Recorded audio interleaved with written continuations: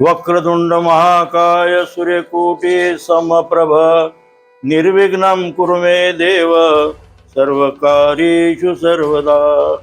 समचरण सरोजं सान्द्र नीलाम्बुदाभं जगन्नीतपाणि मण्डनं मण्डनानां तरुण तुलसी माला कंदरं कञ्जनेत्रं सदैधवलहासं विठ्ठलं चिन्तयामि।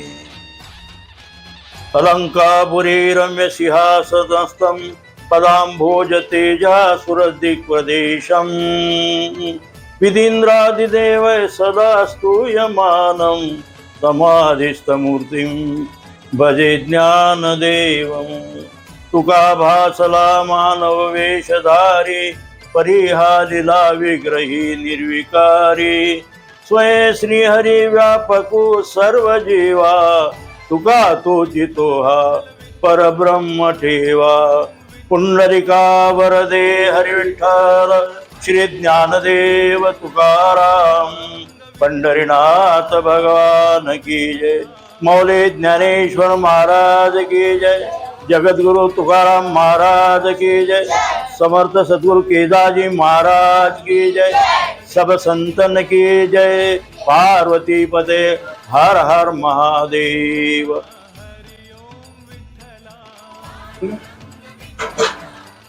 तर विठ्ठल नामाच्या शाळेमध्ये आपल्या सगळ्यांचे स्वागत आहे। हे नवीन पिढी, ही बच्चे कंपनी आपल्या मनातील काही प्रश्न दामोदर पंत आवारी काकांना, कीर्तनकार काकांना विचारतील व कीर्तनकार काका त्याची उत्तरे देतील। आपण सुरू करूया। आजोबा, मला एक प्रश्न आहे, विठ्ठल म्हणजे कोण? म्हणजे महाराष्ट्राचं आद्य दैवत। विद्या ज्ञानेन ठान शून्यान लाती गृह्णाती इति विठ्ठल। म्हणजे ज्ञान रहित असे जीव शरण आल्यास जो ज्ञान देऊन त्यांना मुक्त करतो त्याला विठ्ठल असं म्हटलेलं आहे। केवळ आणि केवळ भक्ताच्या उद्धाराकरिता अवतार घेतलेला देव म्हणजे विठ्ठल। आपण बघतो की प्रभू रामचंद्राच्या हाती धनुष्य बाण आहे, श्रीकृष्ण परमात्म्याच्या हाती सुदर्शन चक्र आहे, परंतु आपल्या पांडुरंगाच्या ठिकाणी, विठ्ठलाच्या ठिकाणी कोणत्याही प्रकारचं अस्त्रशस्त्र नाही। तो कमरेवर हात ठेवून केवळ आणि केवळ आपल्या भक्तांच्या उद्धाराकरता उभा राहिलेला आहे। आणखी मातृपितृ सेवेचं महात्म्य सांगणारा हा अवतार आहे। सर्व सुखाचा आगर आहे आणि सुंदर अशा प्रकारचं सुंदर ते ध्यान उभे विटेवरी करकटावरी ठेवून या तो विठ्ठल पांडुरंग परमात्मा तुमच्या आमच्या उद्धाराकरता लाखो वर्षापासून आणि विटेवर उभा आहे। हाच तो विठ्ठल। माझा हे प्रश्न आहे की भगवान विठ्ठल पंढरपुरात कसे अवतरले? खूप छान प्रश्न विचारला की पंढरपुरामध्ये देव कसे अवतरले। शची नावाची एक अप्सरा होती। ती अप्सरा भगवान महाविष्णूकडे गेली आणि तिने प्रार्थना केली की भगवान महाविष्णू, मला तुमच्या मांडीवर बसायचा। तेव्हा श्री भगवान विष्णू म्हणाले की शची, माझ्या मांडीवर बसण्याकरता खूप पुण्य लागत असते। तो अधिकार जर तुला प्राप्त करायचा असेल तर तू 60,000 वर्षपर्यंत तपश्चर्या कर, म्हणजे तुला माझ्या मांडीवर बसण्याचा अधिकार प्राप्त होईल। याप्रमाणे शची नावाची अप्सरा 60,000 वर्ष तपश्चर्या करण्याकरता निघून गेली। इकडे असा प्रकार झाला की पंढरपुरामध्ये जन्नू नावाचा एक ब्राह्मण होता। त्याच्या पत्नीचं नाव होतं सत्या आणि त्यांना एक मुलगा होता, त्याचं नाव होतं पुंडलिक। पुंडलिक हा लहानपणी आई वडिलांची खूप आज्ञा पाळायचा, आई वडिलांच्या आज्ञेत राहायचा, सगळा सदाचार, सगळे चांगले चांगले जेवढे गुणधर्म सद्गुण असतील ते सर्व पुंडलिकाच्या ठिकाणी होते। परंतु पुढे काय झालं की लग्न झाल्यानंतर मात्र पुंडलिकाच्या बुद्धीमध्ये फरक पडला। थोडा दोष आला त्याच्या वागण्यामध्ये आणि त्यांनी आई वडिलांची सेवा सोडली, चांगलं काम सोडलं, नीती सोडली, धर्म सोडला। अशा प्रकारे तो एक दुराचारी माणूस होत चालला. असं असताना आपण तीर्थयात्रा करावी असा आई वडिलांच्या मनामध्ये विचार आला आणि आई वडील, पुंडलिक आणि त्याची पत्नी असे तीर्थयात्रेला निघाले असताना आपलं जे सर्व सामान आणि ओझं आहे होतं ते पुंडलिकाने आपल्या आईवडिलांजवळ दिलं आणि बायकोला घोड्यावर बसवलं, पत्नीला घोड्यावर बसवलं आणि तो पायी चालू लागला.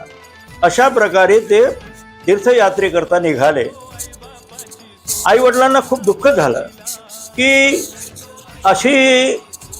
अशा प्रकारे आपला मुलगा वागत आहे. त्याचं खूप दुःख आणि जन्नू महाराजांना झालं. दुःखाने चालत चालत चालत चालत असताना कुक्कुट स्वामीच्या मठामध्ये पोहोचले. कुक्कुट स्वामीच्या मठामध्ये पुंडलिक, त्याची पत्नी आणि आई वडील अशा प्रकारे हे 4 जण मठामध्ये मुक्कामा करता राहिले. काशीला कुक्कुट स्वामीच्या मठामध्ये पुंडलिकाने एक दृश्य पाहिलं की 3 स्त्रिया पहाटेच्या वेळी काळ्या कुट्ट होऊन कुक्कुट स्वामीच्या मठात यायच्या आणि सळा समार्जन, सगळी व्यवस्था, सगळी सेवा महाराजांची करून परत जाताना मात्र असं होत होतं की काळ्या कुट्टहून आलेल्या त्या 3 स्त्रिया जाताना मात्र शुद्ध स्फटिकासारख्या होऊन जात होत्या. हे दृश्य पुंडलिकाने पहिल्या दिवशी पाहिलं, दुसऱ्या दिवशी पाहिलं आणि तिसऱ्या दिवशी जेव्हा ते दृश्य त्यांनी पाहिलं तेव्हा त्यांनी त्यांना थांबवलं आणि विचारलं की मी इथे 3 दिवसापासून पाहत आहोत की तुम्ही येताना मात्र काळ्या कुट्ट होऊन येता आणि जाताना मात्र स्फटिकासारख्या शुभ्र होऊन जाता, तेव्हा याचं मर्म काय, कोण आहात तुम्ही? तेव्हा त्यांनी सांगितलं की आम्ही गंगा, यमुना आणि सरस्वती, आम्ही तिघी 3 नद्या आहोत आणि तुमच्यासारखे चांडाळ लोक, आई वडिलांची सेवा न करणारे, सदाचाराने न वागणारे, नीतिधर्माने न वागणारे लोक आमच्यामध्ये स्नान करतात, त्यामुळे आम्ही अपवित्र होऊन जातो आणि हे अपवित्र झालेलं आमचं सगळं पवित्र होण्याकरता म्हणून आम्ही संतांच्या सेवेत येतो, संतांच्या चरणाजवळ येतो, संतांची सेवा करतो, त्यांच्या कृपेने आम्ही स्फटिकासारखा शुद्ध होऊन जातो. यावेळी त्या गंगा, यमुना आणि सरस्वतीने सांगितले की तुम्ही चांडाळ लोक आमच्या स्नान करता, तेव्हा पुंडलिकाला खूप वाईट वाटलं, त्यात दुःख झालं आणि पुंडलिकाने ती यात्रा पूर्ण करून पंढरपुरात आले आणि पंढरपुरामध्ये पुंडलिक आल्यानंतर त्यांनी आपल्या आईवडिलाच्या सेवेव्यतिरिक्त आणखी दुसरं कोणतंच काम नाही, अखंड सेवा केली आपल्या आईवडिलांची. इकडे दुसरा प्रकार असा झाला, अखंड सेवा सुरू आहे पुंडलिकाची पंढरपुरामध्ये आपल्या आईवडिलाची तो अखंड सेवा करत आहे. दुसरा प्रकार असा झाला की 60,000 वर्षाची तपश्चर्या होती त्याची ती पूर्ण झाली आणि ती वृषभानु कन्या म्हणून गोकुळामध्ये राधा या नावाने जन्माला आली आणि तिचं व्रत झालेलंच होतं आणि करार ठरलेलंच होतं सगळं की आपण 60,000 वर्ष झाल्यानंतर आपण भगवान महाविष्णूच्या आणि मांडीवर बसणार. ती तपश्चर्या पूर्ण झाल्यानंतर राधा या रूपाने अवतरलेली ही वृषभानु कन्या आल्यानंतर महालामध्ये, कृष्ण कन्हैयाच्या महालामध्ये आल्यानंतर एकदम जाऊन कृष्ण कन्हैयाच्या मांडीवर बसली आणि हा प्रकार रुक्मिणीने पाहिल्यानंतर रुक्मिणीला अतिशय वाईट वाटलं की माझ्या आणि मालकाच्या मांडीवर, माझ्या देवाच्या मांडीवर ही स्त्री कशी काय येऊन बसली आणि कृष्ण भगवंता काहीच बोलले नाही म्हणून रुसली. रुक्मिणी रुसली आणि दिंडीर वनात आली. पंढरपूरला ज्याला आपण म्हणतो दिंडीर वनात आली. श्रीकृष्ण परमात्मा तिच्या शोधाकरता फिरत फिरत फिरत फिरत पंढरपुरात आले आणि पंढरपुरात आल्यानंतर त्यांनी ही पुंडलिकाची आईवडिलांची सेवा जी आहे ती पाहिली आणि प्रसन्न झाले आणि प्रसन्न झाल्यानंतर पुंडलिकाला विचारलं, पुंडलिका तुला काय पाहिजे ते माग मला, मी तुझ्यावर प्रसन्न आहे. त्यावेळी पुंडलिकांनी सांगितलं की प्रभू, मी माझ्या आईवडिलांच्या सेवेमध्ये खंड पाडू शकत नाही, तेव्हा मला आणखी दुसरं काही नको, तुम्ही या विटेवर उभे राहा. आणि वीट झुरकावली, वीट देवाच्या दिशेने फेकली. त्या विटेवर भगवंत आजही उभे आहेत. आपण जो विठ्ठल म्हणतो, तो विठ्ठल जो आहे तो या विटेवर उभा आहे. आणि त्याच वेळी मग रुक्मिणीचा शोध देखील दिंडीरवनात लागला. पंढरपूरला चंद्रभागेच्या काठावर जे पहिले दिंडीरवन होतं, तिथे रुक्मिणीचं मंदिर होते. ज्या ठिकाणी ती रुसली होती ते मंदिर अजूनही तिथे आहे, अशी आख्यायिका आहे. अशा प्रकारे तो पंढरीनाथ पांडुरंग श्रीकृष्ण परमात्मा आहे. तो स्वयं तो विष्णू रूप आहे, तो विष्णू आहे, तो श्रीकृष्णच आहे. परंतु पुंडलिकाच्या भेटीसाठी आला. पुंडलिकाची भेटी परब्रह्म आले का, आणि पुंडलिकाच्या भेटीसाठी तो आला म्हणून त्याचं नाव श्रीकृष्ण परमात्मा, पण विठ्ठल पांडुरंग पडला आहे. असा हा पंढरपूरच्या पांडुरंग कसे अवतरले याचा हा इतिहास शास्त्र पुराणामध्ये दिलेला आहे. आजोबा, वारी म्हणजे काय? वारीबद्दल सांगायचं म्हणजे एका महिन्याला वारी करणारेही लोक आहेत. म्हणजे वारी म्हणजे भगवंताची भेट. थोडक्यात वारीचा अर्थ असा आहे भेट. पण ती कशा पद्धतीची, तर काही लोक पंधरवाडी जाऊन पांडुरंगाचं दर्शन घेतात, त्याला पंधरवाडी वारी म्हणतात. काही भक्त जे आहेत ते महिन्याला जातात, ते त्यांची महिन्याची वारी आहे. काही भक्त जे आहेत ते वर्षातून 4 वाऱ्या करतात. एक आषाढ वारी, एक कार्तिक वारी, एक माघ वारी आणि एक चैत्र वारी, अशा 4 वाऱ्या करतात. 4 वाऱ्या करणारे सुद्धा लोक आहेत. काही लोकांना कामामुळे म्हणा, उद्योगामुळे म्हणा, शिक्षणामुळे म्हणा, काही म्हणा, त्यांना त्या 4 वाऱ्या करणं कठीण होतं. ते 2 वाऱ्या करतात मुख्य, ती म्हणजे आषाढ वारी आणि कार्तिक वारी. आणि त्यामध्ये ज्यांना जमत नाही, ज्यांना हे घेतो पेन बघ, जमत नाही, एकच वेळा शक्य होतं, ते विशेषतः आषाढ वारी करतात. आणि आषाढ वारी ही सगळ्यात महत्त्वाची वारी समजण्यात येते. की एवढा समुदाय जो आहे तो इतर वारीमध्ये नसतो, कमी प्रमाणात असतो. कार्तिक वारी, माघ वारी, चैत्री वारी याचा भाविकांची संख्या कमी असते. पण आषाढ वारीला जी संख्या असते आज मी तिला, ते 15 लाखाच्या वरून लोक येतात, भाविक येतात. ही अशा प्रकारे वारी कोई महिन्याची, 15 दिवसाची, 1 वर्षाची, अशा प्रकारे वारी लोक करतात. आणि ही वारी केव्हापासून सुरू झाली हा महत्त्वाचा भाग आहे. वारी ही आजपासून सुरू झालेली नाही, अनादी कालापासून ही वारी सुरू आहे. शिव भगवान पार्वतीसह वर्तमान, गणपतीसह पांडुरंगाच्या दर्शनाला वारीला जात असे. पांडुरंग परमात्मा शिव भगवंताला कडाळून मिठी मारायचे. आणि एवढंच काय, तर शिव भगवंताला पांडुरंगाने आपल्या शिरावर धारण केलं आहे, म्हणून विठ्ठलाच्या डोक्यावर शिवलिंग आहे. लक्षात ठेवा. म्हणजे ही वारी आजपासून आहे असं नाही, अनादी कालापासून ही वारी सुरू आहे. देव देवता वारीला येत होते असा पुराणामध्ये उल्लेख आढळून येतो की सर्व देवदेवता, एवढंच काय वारीला नाही तर काकड्याला सुद्धा, काकडा जो आहे ना, देवाचा काकडा होतो ना, त्या काकड्याला सुद्धा शिव भगवान आणि देवदेवता हजर राहतात. रंभादिक नाचती उभ्या जोडून हात, आणि त्रिशूळ डमरू घेऊन आला गिरजेचा कांत. उठा पांडुरंगा प्रभात समयोपातला, वैष्णवांचा मेळा गरुड पारी दाटला. सुरवंरांची दाटी उभे जोडून हात, काय सुरवर सगळे आणि जोडून उभे राहतात त्यांची महाद्वारापर्यंत, तर काकड आरतीला सुद्धा हजर असतात. वारीला तर सोडा, वारी तर वर्षाची म्हणा, 1 वर्षाची म्हणा, 6 महिन्याची म्हणा, परंतु हे सगळे रोजच हजर असतात. ही वारी त्यामुळे अनादी कालापासूनची आहे, आजपासूनची नाही.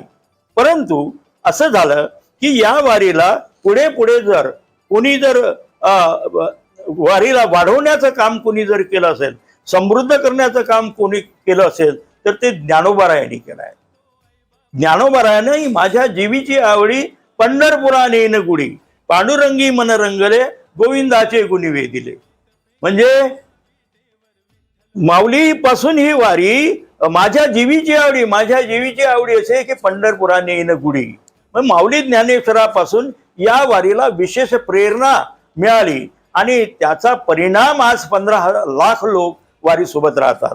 नंतर तुकोबारायांची वारी निघाली सोबतच, आणि तुकोबाची वारी देहूवरून आणि ज्ञानोबारायांची वारी पंढरपूरहून. अशा प्रकारे दरवर्षी आषाढी कार्तिकीच्या वेळी दिंड्या पंढरपुरात येतात. असा हा वारीचा उपक्रम आहे.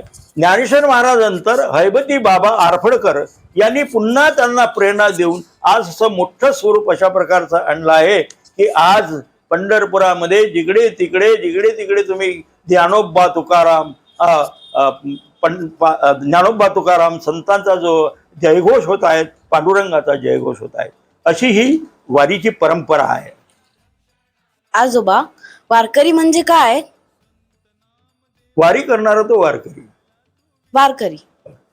वारी म्हणजे भेट, वारी करणारा तो वारकरी आहे. आणि वारकऱ्यांचं काही त्याचे जे नियम आहेत की तुळशीची माळ गळ्यात असणं आवश्यक आहे, एकादशी व्रत करणं आवश्यक आहे, अशा प्रकारचं काही जो सत्सद्विवेक त्याच्या ठिकाणी असायला पाहिजे, तो अपेक्षित आहे. तो वारकरी. दिवसभर चर पण एकादशी कर असे का म्हणतात? त्याचं कारण असं आहे की रुक्मंगदा कारणे एकादशीचं छंद तेने परमानंद प्रगटला. एकादशी व्रतामध्ये एवढं सामर्थ्य आहे की साक्षात पंढरीनाथ पांडुरंग भगवान विष्णू प्रगट होतो, असं महात्म्य आहे एकादशीचं. म्हणून काही खा, जास्त प्रमाणात खा, पण एकादशी करा, एकादशी व्रत करा. त्या दिवशी नामस्मरण करा, त्या दिवशी कीर्तन करा, भजन करा, त्या दिवशी आईवडिलांची सेवा करा. याप्रमाणे या व्रताचा महिमा आहे की हे व्रत केल्याने मनुष्य जीवन कृतार्थ होतं, म्हणून एकादशी व्रत केलं पाहिजे. एकादशीच्या दिवशी साबुदाणा आहे, भगर आहे, फळं वगैरे आहे. ही जी आहेत भगर आणि साबुदाणा हे पदार्थ असे आहेत की जे एकादशी करता सांगितले आहे. तुम्ही कितीही म्हटलं तरी जास्त खाऊ शकत नाही. त्या फराळाच्या पदार्थाचं महत्व की त्याचं जे महिमानच असं आहे की तुम्ही खूप इच्छा केली तरी खाऊ शकत नाही. या ठिकाणी शास्त्राने सांगितलं की तुम्ही खा म्हणून सांगितलं, स्वतंत्रता दिली. परंतु सांगणाऱ्या शास्त्रज्ञांना माहीत आहे की शास्त्रकर्त्यांना माहीत आहे की तुम्ही जास्त चरू शकत नाही. म्हणून दिवसभर चरा म्हणजे एक तुम्हाला एक ती आयडिया आहे, नाही तुम्हाला एक सवय लागण्याकरता म्हणून सांगितलं आहे. परंतु याचा अर्थ असा नाही की तुम्ही ते पदार्थ खूप खाऊ शकता. ते कितीही असलं तरी ते तुम्ही लिमिटेडच खाऊ शकता. आजोबा, वणीतूनही वारी जाते का? आणि आपला वारीचा अनुभव सांगा. 28 वर्षापासून पायी वारी जात आहे आणि ते आहे सद्गुरू जगन्नाथ बाबाचे. जगन्नाथ बाबा स्वतः दमनीत बसून पंढरपूरला गेले आणि त्यानंतर ही आपल्या वणीमध्ये जगन्नाथाची पालखी सुरू झाली. 28 वर्ष होत आहेत ही जगन्नाथाची पालखी म्हणा, रथ म्हणा, तिथून जातो. आणि याही वर्षी 28 तारखेला जगन्नाथ बाबाच्या मठामधून ही वारी निघाली आणि आता 27 तारखेला पंढरपूरला, जूनच्या 27 तारखेला पंढरपूरला पोहोचली. यापूर्वी वारी जात नव्हती, आपल्या वणीमधून पायी वारी नव्हती. वारकरी होते परंतु पायी वारी नव्हती. ती परंपरा सद्गुरू जगन्नाथ बाबांनी सुरू केली आणि ती अव्यात आता सुरू आहेत. 28 वर्ष झाली आहेत. मी जगन्नाथ बाबाच्या वारीसोबत तर पायी गेलो नाही, परंतु 1993 साली आळंदीहून पंढरपूरला ज्ञानोबरायाच्या पालखीसह आलो आहे. मी पायीवारी केली आहे 1993 साली. असं होतं, असं मनाला वाटत होतं की आपण चालू शकणार नाही, आपण आजारी पडू वगैरे वगैरे वगैरे, आज एक अनुभव म्हणून सांगतो. परंतु तेवढी ऊन वारा पाऊस असून सुद्धा वारी करू शकलो. ही पंढरीनाथाची शक्ती जी आहे ते वारकऱ्यांच्या पाठीशी सतत उभी असते. म्हणून वारकरी आज 21 22 दिवस मोठ्या कठीण परिस्थितीमध्ये ऊन वारा पाऊस असताना सुद्धा प्रतिकूल परिस्थितीमध्ये वारी करतात. याचं कारण असं आहे की ही पंढरीनाथाची कृपा आहे. तो शक्ती देणारा आहे, तो शक्ती देतो. म्हणून वारकरी कुठेही कुठे जाऊ शकतात. आज सर्व संतांच्या दिंड्या जी पाहतो आपण वेगवेगळे ठिकाणाहून येत आहेत. त्र्यंबकेश्वरून निवृत्तीनाथाची, सासवडून सोपान काकाची, मुक्ताईनगरून मुक्ताईची, अशा ज्या सर्व ज्ञानोबरायाची आळंदीवरून, हे सगळे हजारो लोक असतात, हजारो लोक. आणि इतकं नियम आणि शिस्तबद्ध काम असते तिथं की तुम्ही ती एकदा वारी केली तर तुमच्या जीवनामध्ये तुम्हाला सुद्धा असं वाटेल की आपण ह्याच विचाराचं आणि या दिनचर्येचं आचरण करावं. का आपण वारीबद्दल माहिती दिली, विठ्ठल नामाच्या बद्दल माहिती दिली, आपण संपूर्ण विठ्ठल महती सांगितली इथं की पंढरपूरचा इतिहास, विठ्ठलाचा इतिहास, पुंडलिकाचा इतिहास, संत परंपरेची वारी, संतांची माहिती. तर हे जे आहे आजचं मोबाईल युग आणि टी व्हीचं तंत्रज्ञानाचं युग आहे. या युगामध्ये नवीन पिढींचं याकडे लक्ष नाही. आपण असे म्हणू शकतो की पालकही तितका वेळ देत नाही की या आध्यात्मिक गोष्टी, धार्मिक गोष्टी किंवा सांस्कृतिक गोष्टी आपल्या मुलांना, आपल्या पाल्यांना शिकवाव्या. तर आपण काय म्हणाल की पालकांनी आपल्या मुलाला काय शिकवलं पाहिजे आपल्या संस्कृतीबद्दल, आपल्या धर्माबद्दल? मी एक पालकच आहेत आणि त्या दृष्टीनं विचार केला तर माझं पालकांनी काय करायला पाहिजे हे माझं मनोगत आहे. या युगामध्ये, या विज्ञान युगामध्ये पालकांनी आपल्या मुलाला सुविद्य करावं, त्याला उच्च विद्या विभूषित करावं, यात मुळीच शंका नाही.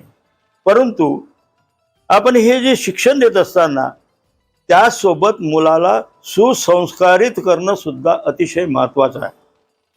जर त्याचा संसार जर सुखाचा करायचा असेल पालकाच्या मनात, तर केवळ विज्ञान साधून जमणार नाही, तर त्यासोबत अध्यात्म ज्ञानाची जोड आपल्या मुलाला द्यायलाच पाहिजे पालकांनी, तरच त्याचा संसार सुखी होतो. केवळ विद्या शिकून संसार सुखाचा होईल ही कल्पना आज या आधुनिक युगामध्ये कदापि शक्य नाही. कारण इतका माणूस अंडर टेन्शन आहे, अनेक बाबींनी ग्रासलेला आहे की या जीवनामध्ये तो अध्यात्म ज्ञानाशिवाय सुख प्राप्त करू शकत नाही. आणि म्हणून प्रपंच चांगला झाला पाहिजे म्हणून शिक्षण पाहिजे, आणि परमार्थ चांगला झाला पाहिजे म्हणून अध्यात्म ज्ञानाची जोड त्याला दिली पाहिजे. ज्ञान आणि विज्ञान दोघांची सांगड पालकांनी मुलाच्या जीवनामध्ये शोधली पाहिजे आणि त्याप्रमाणे आपल्या मुलाला मार्गदर्शन केलं पाहिजे, तरच तो मुलगा सुखी होतो. केवळ विज्ञान आणि केवळ गल्लेगठ्ठ पगार मिळाल्याने माणूस सुखी होत असेल तर ती कल्पना आपल्या मनातून काढून टाका. तर ही होती आमची विठ्ठल नामाची शाळा. यामध्ये आम्ही विठ्ठलाचे नामस्मरण केले, विठ्ठलाची कथा ऐकली, पुंडलिकाची कथा ऐकली, नव्या पिढीला मार्गदर्शन कसं करावं याबद्दल आवारी साहेबांनी, आवारी काकांनी आम्हाला मार्गदर्शन केलं. जर आपल्याला हा व्हिडिओ पसंत आला तर सिटी ट्यूब सुनील तुगनायक या फेसबुक पेज आणि यूट्यूब चॅनलला लाईक, फॉलो आणि सबस्क्राईब करा. आणि हा व्हिडिओ जास्तीत जास्त लोकांपर्यंत शेअर करा की महाराष्ट्राचं दैवत श्री हरी विठ्ठल याची वारी सुरू आहे. लाखोच्या संख्येने वारकरी विठ्ठलाच्या दर्शनाला चाललेले आहेत. आवारी काका स्वतः विठ्ठलाच्या दर्शनाला जाणार आहेत. त्यांनी आम्हाला वेळ दिला, नव्या पिढीला, आमच्या बच्चे कंपनीला मार्गदर्शन केलं. यासाठी आवारी काका आपले खूप खूप धन्यवाद. जय हरी विठ्ठल. पुंडलिका वरदे हरी विठ्ठल, श्री ज्ञानदेव तुकाराम, पंढरीनाथ महाराज की जय, माऊली ज्ञानेश्वर महाराज की, समर्थ सद्गुरु तुकाराम महाराज की, समर्थ सद्गुरु केदाजी महाराज की, पार्वती पदे हर हर महादेव.